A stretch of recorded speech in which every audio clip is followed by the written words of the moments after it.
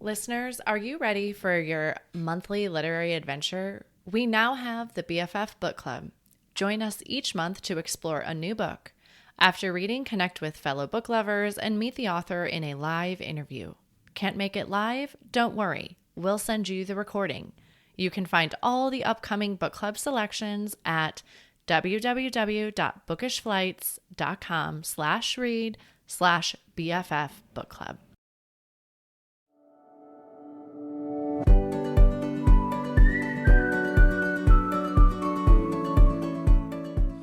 Hi, I'm Cara Infante, and this is Bookish Flights.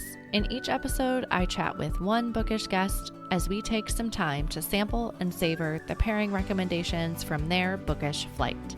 We hope to give you suggestions to cultivate your TBR list and nurture your leisure time through books.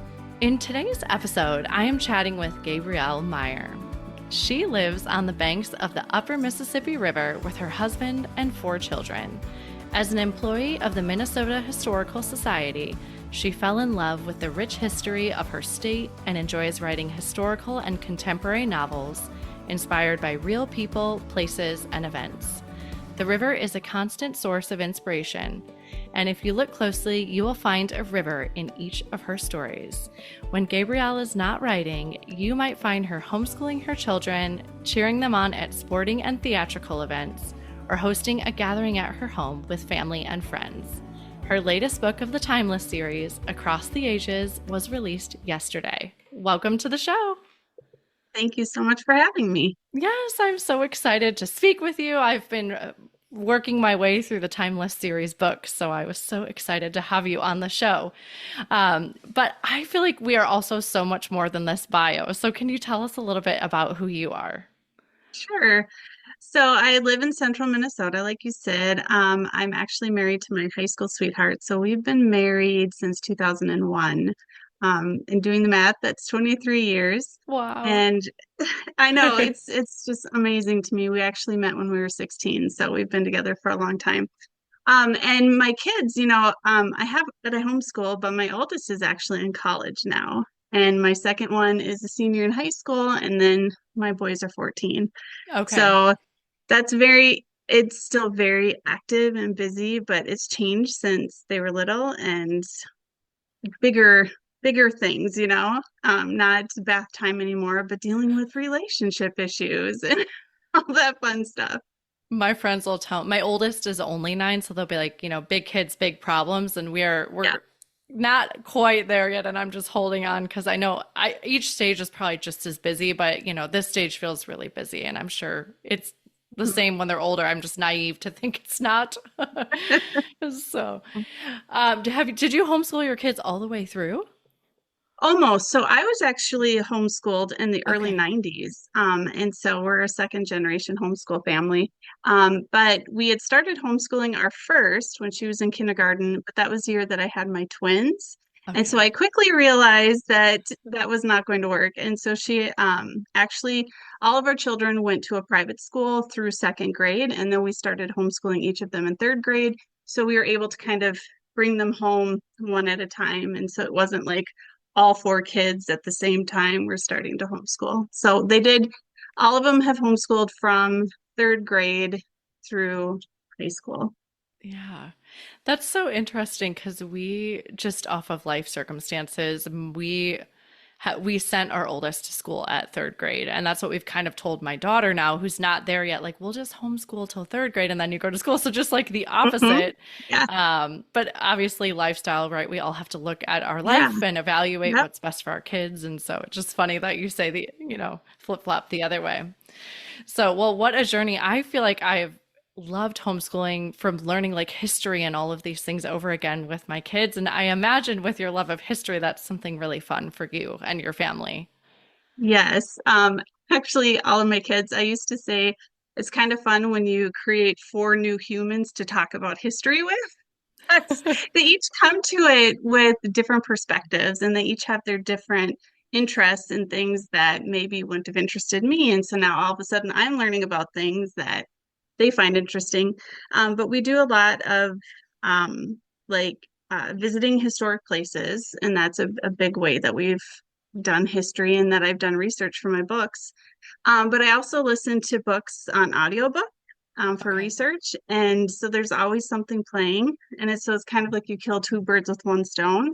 I'm researching for my books and they're learning history. So yeah, it's a lifestyle. Homeschooling is definitely a lifestyle. And so we're always trying to find ways to teach and educate. And they just happen to get a mom who writes historical novels. And I think for your kids, right, what a tangible way to learn history. We've talked about it on the show many times. Where like, maybe not you, but I feel like when I went to school, right, it was just the didactic, like memorize this for your test, and then you forget that part of history. But when you attach the Right. story to it, so for your kids, you're like not only taking them to these sites, but you're also giving Yeah. them the story. And what a way for them to learn. Yeah. And my girls have listened. They actually can't read my books because they say they can hear my voice in their head when they're reading. It's really funny to me. So they actually listen to them on audiobook when it comes out. And it's so much fun because yeah, they're not only so like for the first book in the series, When the Day Comes, I took all of them to Colonial Williamsburg, and that's where the book is set. So we were there, they got to see it, and then they're reading the books and they're learning more. And now they can kind of visualize it in their heads. And one of my 14-year-old boys just the other day said, "Can we go back there?" And I'm like, "Yes, it's a win for me." Because they actually want to go back to the places that we've already been to. And I love that. Yeah, and I was wondering that as I was reading your books because you did such a good job of. We lived in Virginia Beach for a while, so we would go to Williamsburg, and but just they're so descriptive, and you feel like you're stepping into the place. And I'm like, I wonder if she travels to the places that she Yeah. writes about. As much as I can, anyway. Yeah. Yeah. Yeah, I do. So like in the second book, in this moment, I've actually been to Pearl Harbor 3 different times now, and I've been able to see that. And so there's a scene set there. And it's just so much easier when I can go to a place so that I can kind of get a lay of it, like so that I can imagine in my mind how it's set out, and it helps as I'm writing. So yes, I wish I could go over to England right now. I'm setting book number 6 is set there, and I've been there, but I was 19 and I wasn't quite paying attention the way I would now, writing a book about it. But Yeah. hopefully I can get there next year. Yeah, go with a different lens.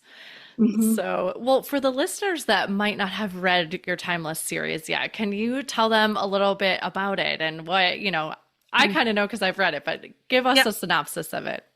Sure.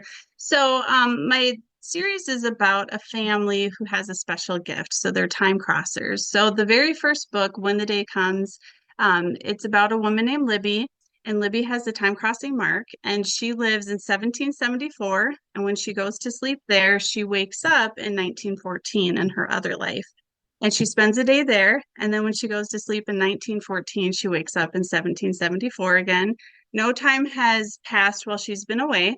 And so back and forth she goes every day of her life. And on her 21st birthday, she has to choose which life to keep and which one to forfeit. And so that's book one. Book two is her daughter. And for reasons you find out in book one, her daughter has 3 timelines. So she lives in 1861, 1941, and 2001. And the same thing applies. She has to choose which of those to keep and which ones to forfeit.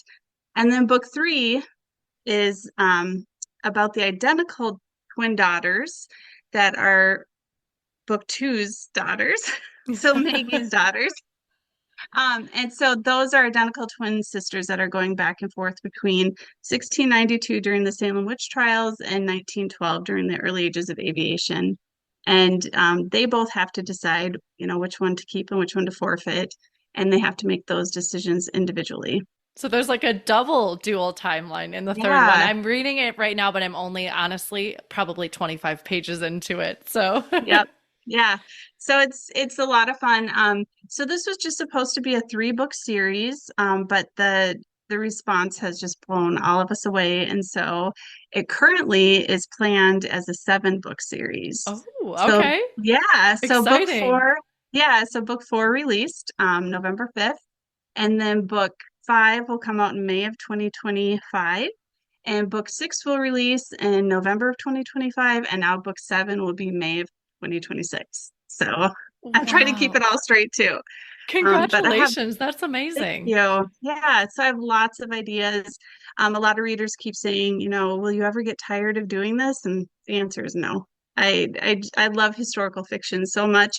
And this series is so cool because it's the same kind of premise, but each story is completely different because we're in different timelines. We have, the first one she had two timelines, the second one she had three, the third book is about identical twin sisters. So each one has a different spin to the premise. Yeah, and for listeners that like actually I'll give my example. So I put a bunch of them on hold through my library and then they like came in but not in order. Would you say they should start in order or can they read them out of sync? I would recommend reading them in order, Okay. because so like if you read book two, you're going to find out how book one ends. And Okay. so there's a lot of twists and turns with book one. And it they do stand alone, so the stories are wrapped up on their own, but they do, I think, read better if you read them in order.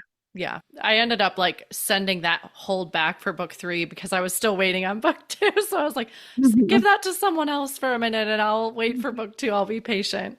And so it just came back into my phone. So that's perfect. Nice. Um, okay, perfect. And then for you as a writer, does it ever get confusing? Because I've been wondering this as I've been reading to kind of keep track of what stories where. It doesn't. Partially because I sit with these stories for so long and I know them so well. I was just talking to somebody about this the other day where, like, I have a big family and I know, like, my aunt had these children and my uncle had these children, whatever. And so I can keep that, in my mind because I know those people, I've grown up with them. But my daughter, she's like, she can never remember. She's like, now who is that cousin and who do they belong? So I kind of look at it the same with my books. Like I created these characters, I created their children, I've created, so I know them very well and I don't get them mixed up. I have been asked by a bunch of readers to create a timeline so that it helps people with the family tree, so that, everybody else can keep it, in order. But the problem with that is that, again, if you haven't read, book one or two, and all of a sudden you're going to say, oh, this is who she Yeah. marries, and this is the life that she chooses. So I did come up with a timeline that's very basic and it doesn't give a lot away. But I am working on one that's more detailed, and I'll put that on my website and it'll come with a warning. Like if you have not read books one and two and you don't want it to be spoiled, maybe stay away from this timeline. So at this point, it's not confusing. Every once in a while, I have to go back and go, I can't remember what color hair this person had or what color eyes they had. Very, very small details Yeah. like that. Yeah. Do you keep like a journal or a document of like, I don't, but I should. I might have to pay somebody to go back through and read all of the books and, keep track of all of it for me. But at this point, it's my mind works this way in story form, and so I'm able to compartmentalize really easily. So, for instance, um, I'm currently doing, I'm releasing book four. yeah. I'm doing edits for book five. I'm halfway through writing book six, and I'm already researching for book seven. Wow. So it just, whenever I sit down, I have a very detailed schedule, and it's like today, this is what I'm doing. I'm working on book six. And so I kind of have to push everything else aside while I work on book six. Yeah. And you're a busy mom too, so I imagine you have to be very like, regimented is not the right word, but that's what's coming to mind, but just be consistent Just, with your yeah, schedule. disciplined. Yeah. Disciplined, that's the Yeah. word. I'm kidding. Yeah. Yeah. I- I wish I was more disciplined and maybe my house wouldn't be so messy, but people are always asking me, like, are you a superwoman? Do you do it all? And I'm like, no, if you saw my laundry room, you would know it is not all getting done. I think prioritizing what is most important, always putting my children and my husband first, and then getting my work done because that's my job. yeah. And then beyond that, it's like, oh, do I have the energy to tackle the laundry room? Probably not tonight. And I try to do what I enjoy. Yeah, like we get some grace of like, Hmm. okay, yeah, my Absolutely. priority's not the laundry room today, and it's just gonna have to be what it's gonna Yep. have to be. Yep. Yep. It is nice that my kids are getting older now. So, Yeah, you got some helpers. All right, well, what have you learned about yourself through writing? Oh my, so many things, it's kind of funny. So I set out to start um, being published in 2012, so 12 years ago. And when I first started writing, I just assumed like, oh, I'll just write my first novel and then somebody will, want to print it and it'll just be great. And then I quickly learned that that's not quite how it works. And so I had always wanted to write for Bethany House, and they're the ones who published my Timeless series. Um, but I found out that almost everybody else wanted to write for them too. And so there's literally hundreds of people vying for those few slots. And so I really had to learn. I'm, my mom used to call me a bulldozer, which I don't know if I like that term, but I know exactly what I want and I try to figure out how do I go about doing this thing. And so for me, getting published was something that I wanted. And so God just really taught me a lot of patience and a lot of just what are my expectations and what is reality, like what is realistic? Like, can I write 10 books a year? No, I can't do that. But I figured out what I could do. And then I just kind of had to leave the rest up to God and whatever his plan was for me. So that's probably what I've learned the most. And just trying to apply that in other areas of my life where I can't always decide what should happen and have it be, exactly what I want it to be. So, and that's great because then when you can turn around and look, at hindsight, you're like, oh yeah, it definitely worked out better than it would have had I had my way all along. So Yeah. that's probably what I've learned the most about this.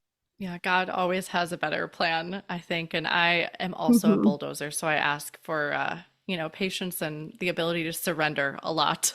Like, Hmm. no, I Yes. can't bulldoze my way through this situation. So um, Yeah. that resonates with me a lot. Well, what about I've also, as I've been reading through your books, just this thought process of how would you choose, right? If we were given an option, right? Like Yeah. how your characters are given an option of this timeline or that timeline, like how would you choose? And I think you see that they'll wrestle with this through the story, Mhm. but what themes or what topics do you hope that readers kind of take away when they're reading your books? I I never set out to do this, but I think that my books and this whole idea of choice really kind of comes back to what I just said about myself, being a bulldozer and being like, I know that this is how it's supposed to go. And so for like the first book, Libby, she knows right at the beginning that she wants 1774, and she knows that she has very good reasons for wanting 1774. But as the book plays out, and I won't give any spoilers, things that are out of her control in 1914 start to come into play, and she starts to realize that her choice isn't as clear cut as she originally thought it was. And that kind of plays out in every single book. And I mean, that's part of just having a good book, a good story, that there's a lot of conflict and Yeah. but it reflects life. I mean, all of us have choices to make. Maybe not as big as this Timeless series where they have to choose which life to live, but in smaller ways, we have to choose the kind of life that we want to live. And all of our choices lead up to, where we're living, what job we have, who we've married, if and when we have children, things like that. So I think that in my books, one of the things that want readers to take away is that there is a bigger plan. And even if we can't see it, God sees it.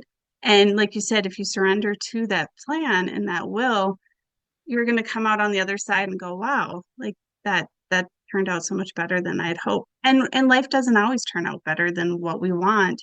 But it usually turns out the way that it should. And I guess that would probably be my biggest takeaway for readers is just like life isn't always perfectly set out, and we just need to go with the path that God chooses for us. Yeah. And you can see that for your characters too, right? Of that, like, it might not have been their initial choice, but it ends up being the right Hmm. one for the plan for their life. So I Yeah. love that because now that you're saying that, I'm like, I can totally see that happening. Do you have a favorite out of the series of books that you've written so far? Oh, that's such a tough question. I get asked that one a lot. It's kind of like asking me which one of my children is my favorite because they're each different, unique, and lots of different ways that I love. Um, so for me, I love the first book because it was the first one with that idea, and it was so much fun to create this whole new story world. But I would actually say that book number two is probably my favorite in as much as I actually wrote it. So it's due a year before it comes out. So that one was due May of 2022, and the first book released in May of 2022. So I'd written the first book. I was really nervous about it. I'm not an insecure person, but I became a little bit insecure about it because it's such a new idea. And I wasn't sure if people would embrace it like they have, which has been Yeah, it's amazing. been great. Uh, Yeah. yeah. So so I had that a little bit in the back of my mind, but as I was writing book two, book one had not released yet. And so book two was still kind of this like wild ride of like anything is possible. And these characters, I loved writing three very unique heroes because in each of her timelines, she has a different hero that she has to Mhm. choose from. And she was a healer in that book, but in 1861, it looked different than how she could um, exhibit those talents or use her skills than it was in 1941 and much different than 2001. So all of those things made it really fun to write that book. So I would have to say that that was my favorite to write, but book three was my favorite. I'm choosing, you see? You're not. It's okay though, Yeah, because we'll love hearing why you love them. yeah. So book three was my favorite because it's the identical twin sisters and they're inspired by my girls who are not twins, but who are very, very different, but who love each other very much. And so it was fun to create these characters who are so different from each other, but who are have this sister bond that literally spans hundreds of years. It was so much fun to create that sister relationship. And I have a sister too, so that was fun to create because of my sister relationship. So each one I love for a different reason. Number two kind of edges out the other one. So I think just because I enjoyed writing that one, the process of it was a lot of fun. Yeah. Well, listeners, you'll have to go grab the first one of the series, which is When the Day Comes, and you'll have to check it out because they are so fun to read as a reader as well. Because I love putting myself in the shoes of the characters and be like, well, what would I do? What would I choose if I was Mhm. faced with similar circumstances? And you can totally do this with these books. You can like go through their storyline and figure out which one you would go with. And then you're trying to guess which one the character is going to do. So they're really fun to read. A lot of people have told me they remind them of those choose your own ending books. I don't know if you ever I read was those just in thinking that elementary my school. Yeah, but you don't get to choose your own ending. But it kind of is similar, like, oh, if I had to choose, which one would I choose? And that's kind of like those books.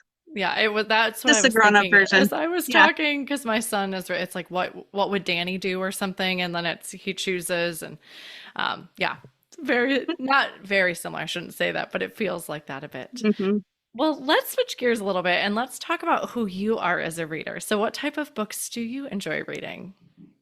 So I love historical romance. Like I could probably count, okay, I can actually say this. I have written over 40 books and have published over 40 books. So I've written contemporary romance for Love Inspired, and I've written cozy mysteries for Guideposts, and then I write the historical. And I can honestly say that I've written more contemporary novels than I've read because I just don't read. I just realized That's that funny. when I was talking to you, because I really don't read contemporary. When I have a chance to read, it's almost always historical. And so I don't have a specific era that I like to read more than the other. It all just depends on the story and it depends on the author. And so I like interesting history, but I also like a new spin on history that we're familiar with too, like a new angle maybe that we haven't learned. Like if it's World War, or I should say if it's Civil War history, that's great. But like, have you found a different person to talk about or a different story to tell? So that's what I like to read. Yeah, absolutely. So, in your busyness, how do you find time to read? I do a lot of audiobooks Okay. while we're driving back and forth to play practice or sporting events or whatever. That's where I get most of my reading done. I do more at this point. Nonfiction research is the bulk of what I read now. But I do try to take a couple of weeks around Christmas to really get caught up on the books that have released that year that I'm really excited about reading. And that's where I do the majority of my reading. I don't have a lot of time to read fiction at this point, but sure, once all of my kids are out of the house, I'll have more time for that. But I used to read it like before I started writing, I would read 2 or 3 books a week. I just Yeah. devoured books. So that's really helped me become a good writer too, I think. Yeah. Do you start making your list now of what you're going to read for Christmas in anticipation? I do. I love it. And one of the benefits of being published with Bethany House, they're like part of the Baker Publishing Group. And so whenever we have a new book release, we get to see the catalog for, like so my book that comes out in November here is part of the fall catalog. And so we get that catalog and it's Revell books and Bethany House books, and we get to choose a certain amount that we then get as Yay. like a bonus. Yeah. I love it. It's like the best bonus ever. So, so that's what I'll do. I'll just go through the catalogs and be like, oh, this, I love this author. I want to read her next book. Or so that's I do have a running list. Oh, that's so exciting. I feel like it's your Christmas present to yourself It in a is. way. Yeah, it is. Yeah, I try to record in blocks as well, and I don't record from like Thanksgiving to New Year's just because I want to have like I know that time's so busy for everybody, right? Not just my family, Yep. but for everybody. And I'm like, I don't want to be hunting people down to try to get on a podcast recording. And so it's like, you get those couple weeks break to just kind of Hmm. float through, which is really nice. So, okay, well, and then I know I asked you to bring a book flight of books, and we've already Yes, kind of talked about them, but why don't you tell the listeners what you brought sure. today? So I actually pulled them out too. So one of my favorite books is Edenbrook by Julianne Donaldson. I don't know Oh, if you've heard yes. of this book. I Oh my haven't. I've gosh. heard of the author, but I haven't heard of that Oh, I love one. this book. I had to pull it out of my daughter's room because I was like, you have to read this book. So that's one of my very first ones. And one of the questions I know you'll be asking later is, do you reread books? And I absolutely do. And I've reread this one 3 times. And Okay. the first time I read it because I loved it, and the second 2 times because I was studying it. How does she create these characters and this romance, and why does it suck me in? So that's the first book. Okay. It's historical romance then? Sorry to It interrupt is, you. yeah, yeah. So it's historical Regency romance. Oh, So, fun. Okay. yep, I've been wanting to explore that. I read a Georgia Higher. I think it was this year. You know how things start to run yeah, together. yeah, And I was like, this is a genre I want to try exploring a bit more. yeah. There's so many great Regency.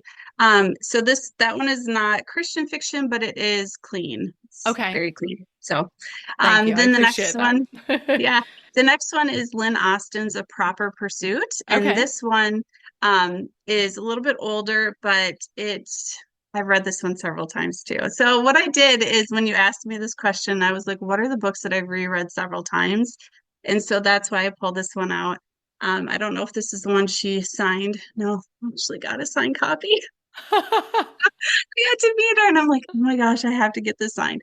So, They're literal treasures, aren't they? I they are. actually Oh have my like, goodness. I told my husband there's a shelf up here. I was like, if I die, those are all signed books, just so you know, so you need to keep those.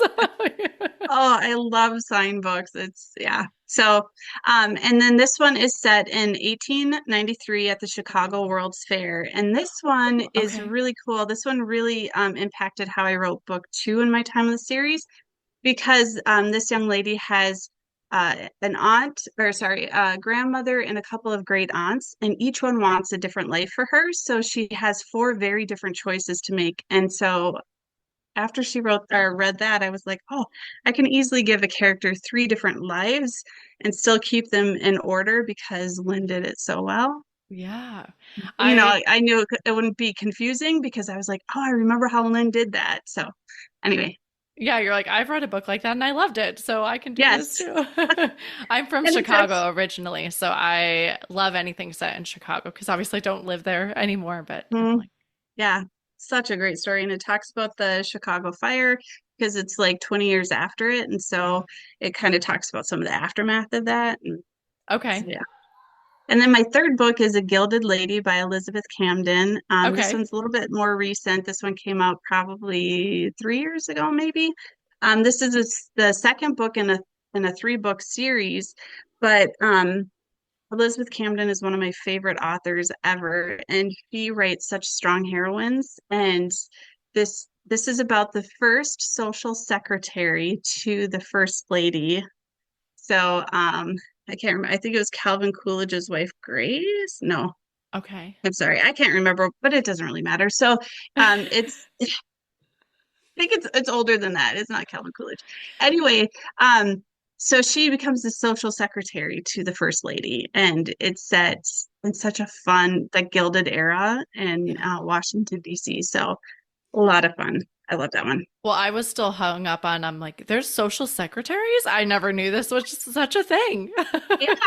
And actually, in my so this is how books I read can impact the books that I write too, because in my second book of my Timeless series, the Maggie's mother is the social secretary to George Bush in 2001. So that was kind of where I didn't know about social secretaries either until I read that, and then I did this Yeah. research, and I'm like, it's a thing.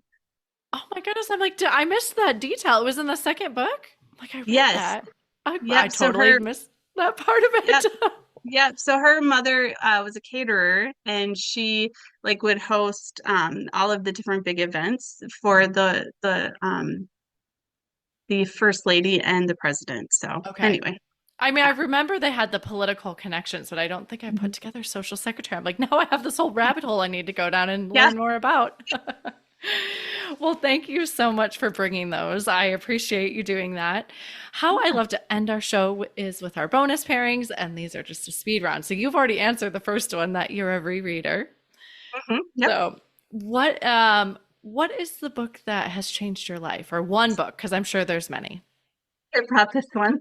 This is The Colonel's Lady by Laura France, and the reason why and it's historical romance, and she Okay. is one of my favorite authors. I just love her books and her as a person. She's lovely.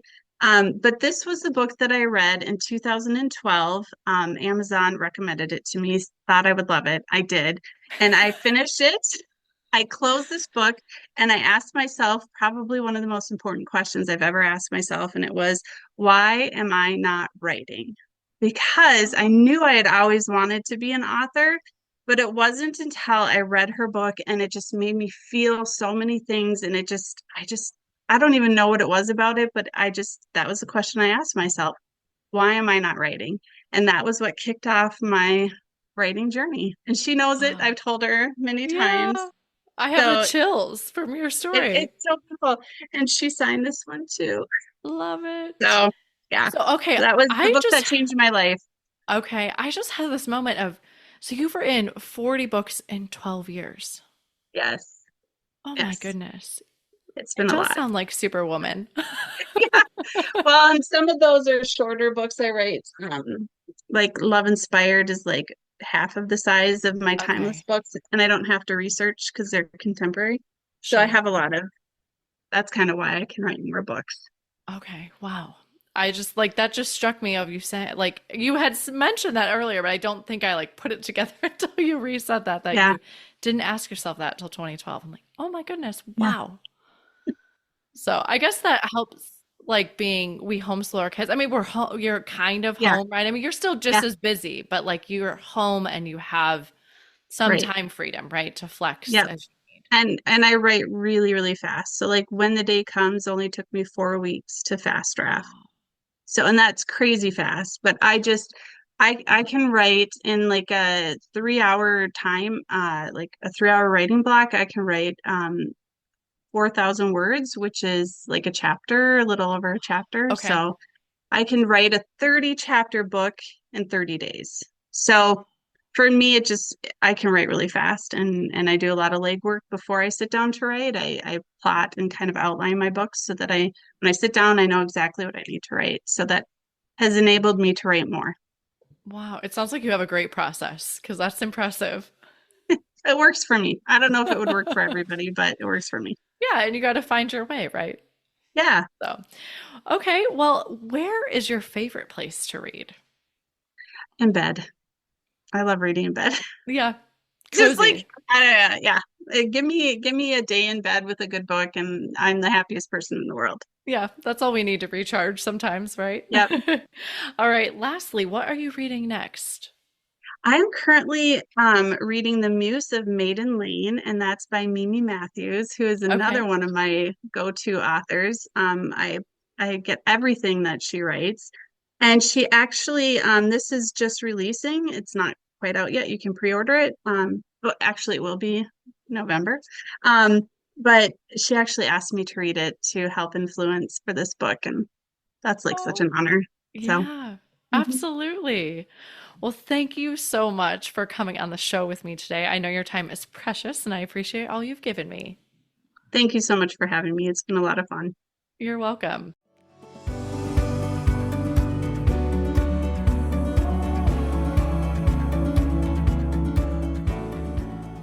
Thank you so much for listening to this episode today with Gabrielle Meyer and her book flight of clean historical romances. We'd love to hear what other books you'd pair with this book flight at bookishflights.com. That is also where you can find more information about today's book flight or other books that we talked about. If you enjoyed the show, please head over to Apple Podcasts and leave a review. Your review not only helps the show, but it also helps the podcast to reach others. That's it for today. Thank you so much for listening. As Emma Thompson said, I think books are like people in the sense that they'll turn up in your life when you most need them. Cheers to you, dear readers. Until next time.